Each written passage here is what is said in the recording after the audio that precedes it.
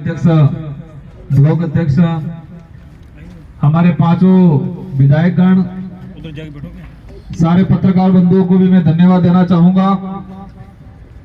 हम डूंगरपुर बांसवाड़ा में एक आभास होता था कभी कि मीडिया हमें कवरेज नहीं कर पाती। इसमें थोड़ी कमी हमारी भी थी, थोड़ी मीडिया की भी थी कि मीडिया हम तक नहीं पहुंच पाती थी, हम मीडिया तक नहीं पहुंच पाते थे। और उसी भावना से और कई अन्य उद्देश्यों से ही हमने ये कार्यालय खोला है। इस कार्यालय उद्घाटन में हमारे पहुंचे हुए मंच पे विराजमान हमारे धानका समाज के, साथ ही देवासी समाज के, हमारा एससी समुदाय और बीसी समुदाय और समस्त समुदाय से पहुंचे हुए प्रभुत्वगण, हमारी माताएं बहनें, सारे युवा साथी लोगों ने एक मैसेज बना रखा था, इस तरह से माहौल बना रखा था कि ये पार्टी डूंगरपुर बांसवाड़ा की है। लेकिन ये कार्यालय खुला तब सबको एहसास होगा ये बांसवाड़ा की नहीं, राजस्थान की है और वर्तमान में सबसे बड़ी तीसरी पार्टी के रूप में अपना स्थान रखती है। मैं मेरी बात शुरू करने से पहले ये जो वट वृक्ष बना है आज, जो भी कहें हम छोटा मोटा, हम आज 5 विधायक हमारे, मैं सांसद के रूप में राजस्थान में तीसरी बड़ी पार्टी के रूप में, इस पार्टी को यहां तक लाने में कई लोगों का योगदान रहा है, कई ने कुर्बानियां दी है। इस पार्टी को मुझे सांसद बनाने में कई ऐसे लोग होंगे जिन्होंने रात दिन मेहनत किया, हो सकता है वो आज गुजरात में मजदूरी कर रहा होगा, कहीं कामकाज कर रहा होगा। मैं बैठे बैठे सोच रहा था, वो वक्त याद आ रहा था जब शुरुआत किया था हमने, तो लोग हंसते थे और विरोधी भाषण देते थे कि जिनका कोई आगे पीछे नहीं है, जिनका कोई माईबाप नहीं है, जिनका एक वाड़पंच भी नहीं है, वो क्या करेंगे। हमने वो दौर भी देखा है कि हमें सार्वजनिक जगह नहीं मिलती थी सभाओं के लिए। हमें वो दौर भी देखा है कि हमारे पास टेंट नहीं हुआ करता था। हम प्रकृति की गोद में, उन पहाड़ों में, आम के पेड़ के नीचे, पीपल के पेड़ के नीचे भी शुरुआत किया है। और हम ये एहसास करते थे, कोई सरपंच भी अगर हमारे बीच में आ जाए तो हमें थोड़ी महसूस होता था कि यार हमारा कोई आया। लेकिन मेहनत इतने लगन से किया, एक सच्चाई के मार्ग पे चले, उद्देश्य को लेके चले, लोभ लालच में नहीं आए, और इसी वजह से आज एक सांसद और 5 हमारे विधायक यहाँ पर उपस्थित हैं, और कई सरपंच हैं हमारे, कई प्रधान हैं। और मुझे विश्वास है हमारे पदाधिकारियों पे, इस पार्टी की विचारधारा पे, हमारे उद्देश्यों पे कि आने वाले समय में राजस्थान ही नहीं पूरे देश के अंदर एक शानदार परफॉर्मेंस होगा। मैं ये जो कार्यालय खोला है, मैं इसके बारे में बता दूं, कार्यकारिणी को लेके हम लोग संभाग वाइज प्रभारी बनाएंगे। हम किसी को भी अध्यक्ष नहीं बनाएंगे, संभाग वाइज प्रभारी बनेंगे। प्रभारी में जो बेस्ट काम करेगा, जो गरीब के लिए, दबे कुचले के लिए, सच्चाई के लिए आवाज उठाएगा, उनको हम जिम्मेदारी देंगे। और हमारे कई आसपास साथी सोच रहे होंगे कि पार्टी कैसे होगा। चिंता मत करो, जो आप सोच रहे थे वही डूंगरपुर बांसवाड़ा में 2018 से पहले दूसरे लोग सोच रहे थे। अवश्य इस क्षेत्र के अंदर, पूर्वी राजस्थान हो, हमारे करौली सवाई माधोपुर या उधर भरतपुर अलवर हो या कोटा संभाग हो, क्योंकि हमें हमारी आइडियोलॉजी पे विश्वास है। और हमारी आइडियोलॉजी में ये चीज है, हमारे संचालक महोदय कह रहे थे। मैं एक बात बताना चाहूंगा, मैं इस पार्टी में, हमारा कोई सुप्रीमो नहीं है, मैं इस पार्टी का एक मामूली सी कार्यकर्ता हूं। भले आज मुझे सांसद बनाया गया है, और हमारी पार्टी की बखूबी ये है कि कोई भी हो, अगर पार्टी में अनुशासनहीनता करता है तो उसको पनिशमेंट किया जाता है। आज मैं सांसद हूं, मैं 2 बार विधायक बना, मैं पार्टी में अच्छी जगह रखता हूं, इसके बावजूद भी मैं मेरी टिकट मेरी इच्छा से नहीं ले सकता हूं। मेरे निर्वाचन क्षेत्र की जनता तय करेगी किसको टिकट देना है या नहीं देना है।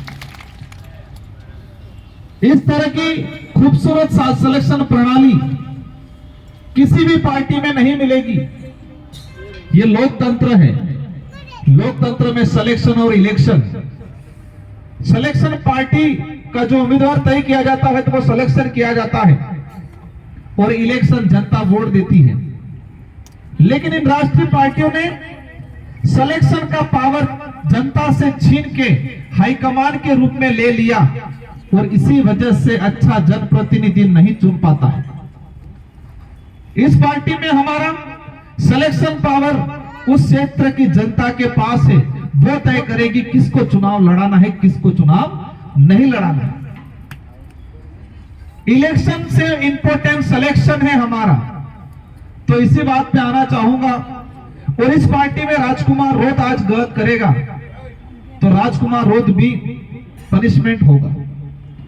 आदमी सर्वोपरि नहीं है, व्यक्ति इंपॉर्टेंट नहीं है, व्यवस्था इंपॉर्टेंट है हमारी और व्यवस्था ही बरकरार इंपॉर्टेंट रहेगी। इसलिए मैं मानता हूं, क्योंकि वो हमारी सबसे बड़ी ढाल है। क्या है ढाल? ये जो व्यवस्था है हमारी, और इसी से हमें ताकत मिलती है और इसी से हमें कॉन्फिडेंस आता है कि हमारी पार्टी कहीं रुकने वाली नहीं है। इसलिए साथियों, मैं पूर्वी राजस्थान इस इलाके के कोटा संभाग से कुछ साथी आए हैं। हमारे धारका समाज से, रेबारी समाज से, एससी समुदाय से सभी साथियों से अनुरोध करना चाहूंगा। बातें बहुत सारी हैं, ये शुरुआत हुई है, आने वाले समय में और बातें करेंगे। मुद्दों की बात करें, हमारे जितेंद्र भाई ने बताया अन्याय सब जगह होता है, लेकिन वक्त आने पे हम भूल जाते हैं। इन राष्ट्रीय पार्टियों ने भी ये कर रखा है साइकोलॉजी दृष्टि से कि आंदोलन करते हैं, लेकिन चुनाव के दौरान ऐसा मुद्दा क्रिएट कर दिया जाता है तो 5 साल का संघर्ष, 5 साल जो शोषण हुआ उनको भूल जाते हैं। भेदभाव आज भी होता है। हम हर समाज का, हर धर्म का सम्मान करते हैं, लेकिन हम ये चाहते हैं कि समानता, इस आजाद भारत के अंदर समानता आज भी कायम नहीं हुई। पुलिस की लाठी की बात करें, अधिकारियों की कलम की बात करें, उच्च नीच को देख के आज भी कलमें चलती हैं। सरकार के खजाने की बात करें, मुआवजे की बात करते हैं, दलित मरता है तो मुआवजे के लिए सरकार के खजाने से निकलने में चाबियां गुम हो जाती है और बाकी कुछ होता है तो चाबियां फटाफट लगती है। पुलिस की लाठी की बात करें, गरीब है, कमजोर है, शोषित है, सबसे पहले पुलिस की लाठी उठेगी। ताकतवर है, उच्च वर्ग का है तो पुलिस की लाठी नहीं उठेगी। इन सारी बातों को ध्यान में रखते हुए ये विचारधारा, हम हर समाज के व्यक्ति को स्वागत करते हैं जो मानवता में विश्वास रखता है और मानवता सबसे बड़ा धर्म है, उसको मानता है, संविधान को सर्वोच्चता देता है, क्योंकि हमारे देश का सबसे बेस्ट ग्रंथ माना जाता है संविधान। साथियों, समरता के साथी आए हुए हैं। देवली उनियारा का जो घटनाक्रम हुआ, पूर्व साथियों ने इसका बखान किया, मैं बताना नहीं चाहूंगा। डिंपल मीणा का जो घटनाक्रम हुआ, हमारे इंद्र मेघवाल का जो घटनाक्रम हुआ, हमारे सिरोही के अंदर कार्तिक भील वाला जो प्रकरण हुआ, पिछले 10 साल का जो अनुभव है मेरा, सरकार कोई भी हो, लेकिन अन्याय जिस पे हो रहा है उस पे होता ही जा रहा है। इसलिए ये भारत आदिवासी पार्टी आपके लिए एक मजबूत तीसरा विकल्प के रूप में है। जितने जो हमारे विधायक खड़े हुए सोच रहे होंगे कॉलेज कौन सी कॉलेज से निकल के आए। मुझे भी पहली बार 2018 में विधायक बनने का अवसर मिला था तो कई बार अधिकारी कर्मचारी कंफ्यूज हो जाते थे। आपने देखे होंगे सारे युवा हैं, सारे निडर हैं, तेज तर्राट है। हमारे 5 विधायक, एक विधायक जी की थोड़ी तबीयत खराब है इसलिए वो नहीं बोल पाए, और मुझे उम्मीद है ये सब मिलकर राजस्थान को संभालेंगे और इस कार्यालय को संभालेंगे। और यहां पर मैं धन्यवाद देना चाहूंगा एडवोकेट विनोद जी मीणा, हमारी नारी शक्ति, और इस कार्यालय का कहीं वो और हमारे वहां से 2 व्यक्ति रहेंगे, उसका संचालन करेंगे। और अवश्य इन 4 सालों के अंदर जिस क्षेत्र में डिमांड है भारत आदिवासी पार्टी की, उस क्षेत्र में मजबूती के साथ काम करेंगे। और मुझे विश्वास है कि बिना कोई लोभ लालच के आप इस पार्टी के साथ जुड़े, दिल से मेहनत करें, अपने जो काम है अपने आप सिद्ध होते जाते रहेंगे। वो कहते हैं कि फल की इच्छा मत करना, कर्म करते जाना।